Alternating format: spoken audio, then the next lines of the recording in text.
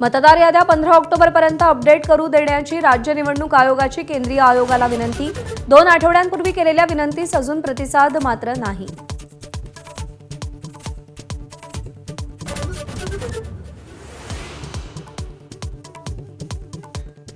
1 नोव्हेंबरला महाविकास आघाडी आणि मनसेचा निवडणूक आयोगाविरोधात मोर्चा।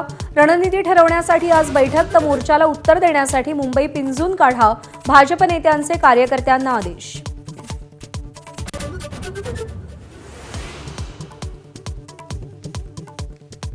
मतदार याद्यांमधील घोळ आणि ईव्हीएम संदर्भात राज ठाकरे आज सादरीकरण करणार। निवडणूक आयोगाच्या भोंगळ कारभारावर ताशेरे ओढणार।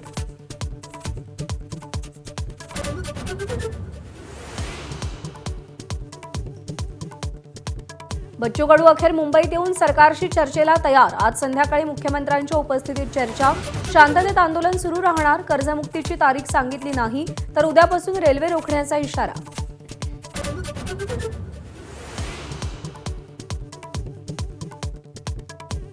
बच्चू कडूंच्या आंदोलनात मनोज जरांगेही सहभागी होणार। अटीतटीच्या लढाईत शेतकऱ्यांना पाठिंबा देण्यासाठी सहभागी होत असल्याचं वक्तव्य।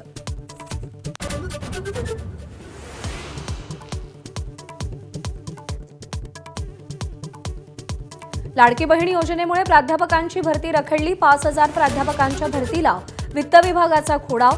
राज्यात 11000 प्राध्यापकांच्या जागा सध्या रिक्त।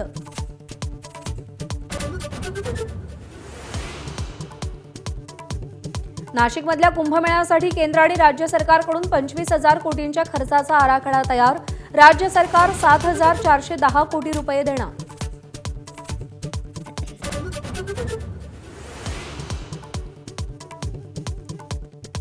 मोंथा चक्रीवादळाचा मराठवाड्याला फटका। बीड, जालन्यासह विविध जिल्ह्यात पावसाची हजेरी। मका, सोयाबीन, कापसासह विविध पिकांचं नुकसान।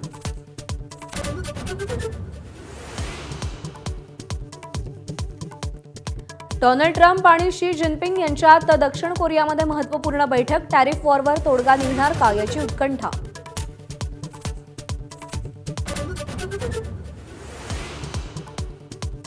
महिलांच्या वर्ल्ड कपमध्ये आज सलग दुसऱ्या सेमीफायनलमध्ये भारत विरुद्ध ऑस्ट्रेलिया आमने-सामने। ऑस्ट्रेलियाचा किल्ला भारत भेदणार का याची उत्कंठा। काल इंग्लंडला दणदणीत हरवत दक्षिण आफ्रिका फायनलमध्ये।